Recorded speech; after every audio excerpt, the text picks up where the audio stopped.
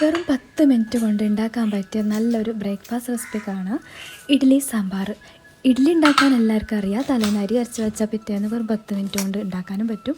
പക്ഷേ സാമ്പാർ എങ്ങനെ വെറും 10 മിനിറ്റ് കൊണ്ട് ഉണ്ടാക്കാൻ പറ്റുമെന്ന് ആരും ചിന്തിക്കണ്ട. അപ്പോൾ ഇത് ബോംബെ സാമ്പാറാണ്. അപ്പോൾ ഇത് ഉണ്ടാക്കാൻ വെറും 10 മിനിറ്റ് തന്നെ ധാരാളമാണ്. അപ്പോൾ ഇതിലേക്ക് വേണ്ടുന്ന ഇൻഗ്രീഡിയൻസ് എല്ലാം കട്ട് ചെയ്ത് വെച്ചിട്ടുണ്ട്. ഇനി വേണ്ടത് പുളിയാണ്. ഒരു നെല്ലിക്ക വലുപ്പത്തിൽ പുളി എടുത്തിട്ട് 1/2 കപ്പ് വെള്ളത്തിൽ കുതിരാൻ വെച്ചിട്ടുണ്ട്.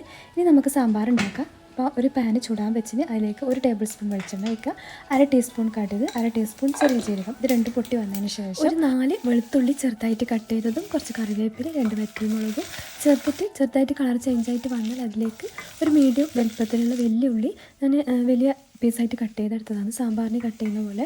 അതും കൂടി ചേർത്തിട്ട് ചെറുതായിട്ടൊന്ന് വഴന്ന് വന്നാൽ അതിലേക്ക് പൗഡേഴ്സ് ചേർത്ത് കൊടുക്കുക. ഇനി പൗഡേഴ്സായിട്ട് 1/4 ടീസ്പൂൺ മഞ്ഞൾപ്പൊടി, 1/2 ടീസ്പൂൺ മുളക് പൊടി, 2 ടേബിൾ സ്പൂൺ സാമ്പാർ പൊടി, 1/2 ടീസ്പൂൺ കായപ്പൊടി, ഇത്രയും പൗഡേഴ്സ് ചേർത്തിട്ട് പൗഡേഴ്സിൻ്റെ ആ റോ ടേസ്റ്റ് മാറുന്നത് വരെ ലോ ഫ്ലെയിമിൽ ഒന്ന് വഴറ്റിയതിന് ശേഷം ഇതിലേക്ക് ഒരു മീഡിയം സൈസ് തക്കാളി കട്ട് ചെയ്തും ചേർത്ത് കൊടുക്കുക. തക്കാളി ചെറുതായിട്ടൊന്ന് വഴറ്റിയതിന് ശേഷം നേരത്തെ സോക്ക് ചെയ്യാൻ വെച്ച പുളിവെള്ളവും അതിൻ്റെ കൂടെ 1 കപ്പ് വെള്ളവും കൂടെ ചേർത്തിട്ട് തിളക്കാൻ വേണ്ടി ക്ലോസ് ചെയ്ത് വെക്കുക. ഇനിയാണ് ഇതിലേക്കുള്ള മെയിൻ ഇൻഗ്രീഡിയൻറ്റ് ചേർക്കുന്നത്. 1 ടേബിൾ സ്പൂൺ കടലപ്പൊടി, 1/2 കപ്പ് വെള്ളത്തിൽ കട്ടയൊന്നും ഇല്ലാതെ ഒന്ന് മിക്സാക്കി വെക്കുക.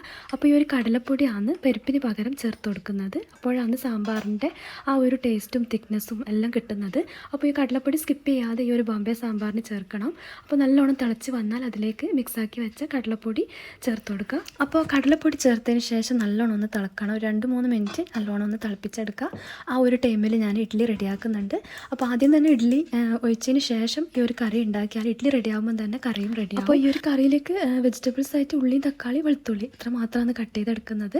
അപ്പോൾ വെറും 10 മിനിറ്റ് കൊണ്ട് ഈ ഒരു ബോംബെ സാമ്പാർ ഉണ്ടാക്കാൻ പറ്റും. അപ്പോൾ ഇതുപോലെ ഇതുവരെ ഉണ്ടാക്കി നോക്കാത്തവർ എന്തായാലും ഉണ്ടാക്കി നോക്കിയിട്ട് ഫീഡ്ബാക്ക് പറയണം. അപ്പോൾ ഞാൻ കുറേ ആയി വീഡിയോസ് ചെയ്യാത്തത്. അപ്പോൾ നല്ല പനിയും ബ്ലഡിൽ ഇൻഫെക്ഷനും അങ്ങനെയെല്ലാം ആയിട്ട് ഞാൻ നല്ലോണം സൈഡായി പോയിട്ടുണ്ടായിന്.